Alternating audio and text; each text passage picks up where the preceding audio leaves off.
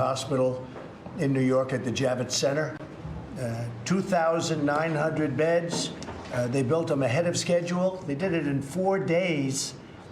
These are mobile hospitals that are very complex and very good, highest level. I want to thank, in particular, General Semonite, who many of you know, and Admiral Polovchek, who's right here. He's with us. Admiral, that's a fantastic job that you're doing just generally, and what you're doing here is unbelievable. So we really appreciate it, and I'm going to have you say a couple of words in a minute.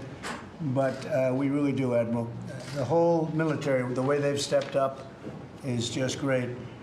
So we did a 2,900 bedroom hospital. We're also doing something in New Jersey.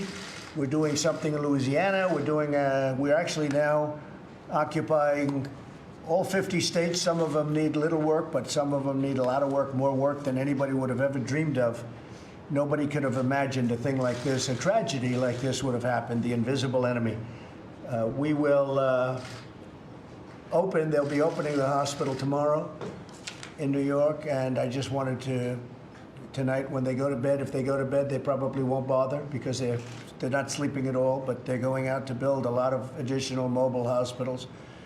And to get hospitals built in 3 days and 4 days, top of the line facilities too, when you look at them, they're really incredible. So thank you very much, General Semonite and Admiral, thank you for the work you're doing over here. Today we're glad to be joined by leaders of America's medical supply and shipping companies. They're big people, I know their names very well, from watching business and studying business all my life. We're waging a war against the invisible enemy. We are grateful for your tremendous partnership. It's been incredible, and the work you've done so far. And I know you've not only so far, you're geared up. I know that for a fact. And we thank you for the amazing job you're doing and your amazing workers and truckers for delivering record amounts of life-saving equipment. We've set every record you can set. The federal government has done something that nobody's done anything like this other than perhaps wartime, and that's what we're in. We're in a war. My administration has mobilized our entire nation to vanquish the virus. We're working across government and private sectors to get our heroic doctors, nurses, healthcare workers, and medical supplies they need. We're getting them tremendous amounts of supplies. We do have a problem of hoarding. We have some healthcare workers, some hospitals, frankly, individual hospitals and hospital chains, we have them hoarding equipment, including ventilators. We have to release those ventilators, especially hospitals that are never going to use them. They have to release them. You know, it's no different than people going into grocery stores and hoarding certain products. We have to release the ventilators. I spoke to a couple of people today, and I don't want to mention their names, but there is hoarding going along, and it's not really something that you wouldn't understand. They don't want to lose their ventilators in case they need them, but these are areas, in some cases, that probably will not need them, and in some cases, even if they do, they have too many. So they have to release ventilators if they have them. They have to release certain medical supplies and equipment. My administration has done a job on really working across government and with the private sector, and it's been incredible. It's a beautiful thing to watch, I have to say. Unfortunately, the end result of the group we're fighting, which are hundreds of billions and trillions of germs, or whatever you want to call them, they are bad news. This virus is bad news, and it moves quickly, and it spreads as easily as anything anyone's ever seen. FEMA and HHS have shipped or delivered 11.6 million N95 respirators, 26 million surgical masks, 52 million face shields, 43 million surgical gowns, 22 million gloves, and 8,100 ventilators just over the last very short period. We've shipped many ventilators. We shipped many to New York. We just shipped some new ones to New York City for the mayor. We've just shipped a lot of ventilators to Louisiana, New Jersey. We're shipping a lot of ventilators. We're grabbing them and getting them, and we're doing it any way we have to, whether we use the Act or we just use the Act as a threat. Yesterday, I visited Naval Station Norfolk to see off the USNS Comfort, which will arrive in New York on Monday. It's very exciting. I think the governor will meet it, greet it. It's stocked with equipment. and goods and all sorts of anything medical they've got. And as you know, they're not going to be using that for COVID. They're going to be using that for other people, so that room is made for COVID. So we're not going to have COVID patients, COVID-19 patients. We're going to have people that will unoccupy hospitals on land, and then those hospitals are going to be filled up with COVID-19 patients. So I just want to thank all the people. As you know, the USNS Mercy is now in Los Angeles, and the governor has been very terrific to us. Governor Gavin Newsom, he's been very nice, and we're working together really well on this, very important. But the Mercy arrived, and the Comfort will be arriving on Monday, and it will be hopefully greeted with great fanfare because it's 3 weeks ahead of schedule.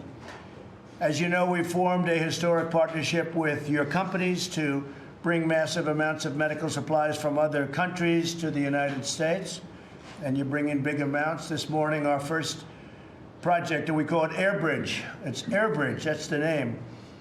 And it was a flight that landed at JFK and contains nearly 2 million masks and gowns, over 10 million gloves, and over 70,000 thermometers.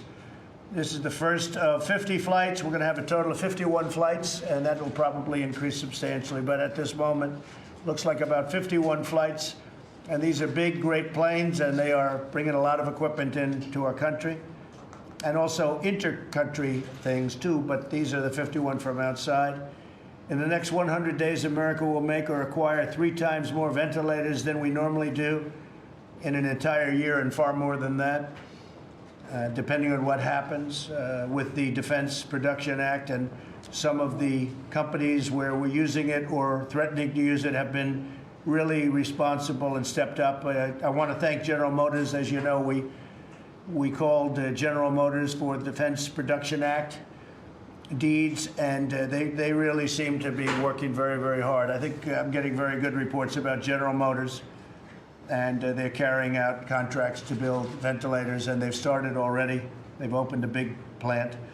Boeing, Ford, Honeywell, Haynes also, and many others are repurposing factories to produce respirators and protective masks and face shields, plus we have many other people. Even Mike the Pillow Man, right? Mike is great. He's great. He's doing a good job. He closed one of his buildings, and he's doing face masks. We are testing nearly 100,000 people a day, which is more than any other country in the world. And the reason we have more cases than anybody is because we're finding more people, because we're testing much more. So when the fake news goes and says, well, we have more, the fact is that if you look at other countries, you have countries with 1.5 billion people. Those countries, if they tested everybody, it'd be a whole different story. But we're fine with it. We're testing tremendous numbers of people. And as you know, we have a test coming out on Monday or Tuesday that we just, company came up with the idea. I'm going to let somebody talk about it in a second. But that's a fantastic thing. You'll be able to get almost instantaneous results instead of waiting for a day, 2 days, 3 days to get it from labs and hospitals. I look forward to hearing directly from you about what you're doing, what you're experiencing, how well we're doing, and if any country is causing you problems. We're also, where we have excess, we want to give it to other countries. We're working along with Italy. We're working along with France. They have massive problems. We're working along with Spain. I spoke with Angela Merkel yesterday. Spoke with, as you know, I spoke with the leaders of most of the countries over there. They're having a tremendous problem. They're doing a great job, but they're having a tremendous problem. So it's a very sad thing. We're up to 151 countries, as you people know, 151 countries. Nobody would have thought this was possible. So with that, I think I'd like to start with the Admiral, and you could tell us a little bit about what's happening, and then we'll go around to some of the executives, if that's okay. Admiral? Yes, sir. Thank you, Mr. President. Thank you for allowing me to bring this group in. The supply chain task force, you gave us one metric: get more to the hospitals for our healthcare workers, right. And that's what we're doing. 4 lines of effort. We're going to figure out how to preserve and make things last longer than we have. Accelerate, find stuff and get it here, and that's what this group is doing. Find ways to make more in America, and this group is helping for that. and also make better allocation decisions. This group is giving us their data, what they have, where it is, marrying that up with state needs. So this group of government industry partnership is key to that. One of the first things that we worked on was these are the supply chain experts for the medical supply chain. I heard their ask and worked with us to get product that they're sourcing and get it here faster. So the air bridge is designed to beat the 37 days that it normally takes to get from that part of the world to here. It's been a very collaborative relationship with all rowing to do one thing, get more for our healthcare workers. Well, I think you're doing a fantastic job. Is he doing well? Fantastic. If he's not, let me know. Okay, we'll reduce his rank by 1 notch. So could I ask Gina Adams of FedEx to say a few words, please? Mr. President, down here, how are you? How are you? Thank you, Gina. I just want to say on behalf of our 475,000 FedEx employees that we're very proud to be a part of helping to keep the supply chains open. I think you know that we've been working with the administration, HHS, and FEMA from the very beginning. And so we're proud to do that. We're proud of our employees, and we're definitely here to help. Thank you very much. Great, and say hello to Fred for me. I will, He's doing absolutely. a fantastic job. Tell him we appreciate it very much. Mike Kaufman from Cardinal Health. It's, I think, the biggest, or one of the biggest, certainly, Mike, right? Where do you stand in the chain of... One of the company? biggest. You're one of the big... Yeah, both on the medical side and the pharmaceutical side. Thanks, Mike. Yeah. First of all, thank you so much for your leadership on this. Because of that, the folks in our industry have been working together incredibly well with FEMA, CDC, HHS. It's just improved immensely over the last several weeks. We're identifying the hot spots. We know where the product needs to go. And it really shows how well the supply chain is working. And so we really appreciate the efforts that we've seen from the Admiral and others. And So you find a good coordination. very good coordination. Always things where there's little bumps in the road, but the good news is we all get together. There's calls every single day, and sometimes multiple times a day, and people sit down, talk about it, solve it, and we move forward. So really good. I appreciate it. Thank you very much, Mike. Please. Please, go ahead. So I'm Laura Lane with UPS, and what you didn't know is that you have another branch of service. It's the Brown Army, and we're ready to That's deliver what it is. everywhere. Yep. That's what it And in terms of our support for that air bridge, we've seen almost 50% increase in the cargo that's being loaded out of Asia and bringing that here so that it can be distributed to the places that's needed. We've got great partners in Cardinal and McKesson and Henry Schein. We couldn't ask for better partners in terms of getting the products to where they're needed. And I'm just going to let you know Great job. we're Yeah. going to do what you need. I know you are. Thank you very much. Yeah. Appreciate it. Bradford? Please. Yeah, please. Well, Henry Schein is really honored to work with your administration. Thanks. Great. There's a lot of stuff going on. I won't repeat the things that we collectively are doing, but the PPE distribution is key. We have our 100% focus on that, kind of outside the four walls of the hospital. We need to get these products also into the frontline care providers that are taking care of the spread and stopping it. We're into the working with your administration on Buy in America. And that's a key initiative I won't get into today. But what you touched on testing is very near and dear to our hearts. We brought and announced Friday 2 products into the market, which is a rapid test. Doesn't require a machine, doesn't require molecular. We do need more rapid tests in this country. We need to catch and get people back to Right. work. It's a great test. We'll be working closely with your administration to get it through, and actually the healthcare providers out there, because this will get Americans back to work faster. Thank you, Bradford. Appreciate it. If I could, Brian Tyler from McKesson. Great company. Thank you, Mr. President. Thank you for having us here today. I've spent most of my career in the pharmaceutical and medical supply chain, and it's been the rare day that our products were front and center. We're usually behind the scenes, always on utility, making sure healthcare works. I think we do a terrific job in this room. We do. The issue recently has not been the supply chain per se, but it's been supply. And I would love to compliment the Admiral, FEMA, the teams are working with at HHS and really all across the administration for the energy, the communication, the facilitation, and the willingness to listen. Because I know I speak on behalf of all of the associates represented by the companies in this room, and particularly our warehouse workers, our transportation drivers who are right next to the front line of the caregivers we all spend most of our time thinking about, that we're ready, willing, and able to bring the collective resources of this industry to help address that. And the Admiral and his team has been a very big part of our early successes. Great, thank you very much. I appreciate it. Ed, please. Sure. First of all, Mr. President, thank you. Thank you for everything that your administration has done. Thank you for your leadership, and thank you for what you're continuing to do. You have enabled us to work closely as an organization or as a group. In addition to that, do what we need to do, which is get those products to those on the front line. In addition to that, you've enabled us to continue to leverage our manufacturing capabilities in America, specifically in Lexington, North Carolina. And I want to thank the administration for helping us and assisting us as we've gone through the process with FDA approval at record time of additional approvals of equipment there to make We're going fast. it's working. I mean, the barriers that have been eliminated are significant. What about the sterilization of masks? Because I'm hearing that that's a process that absolutely can happen if they have the right equipment. How is that going? Sterilization of masks.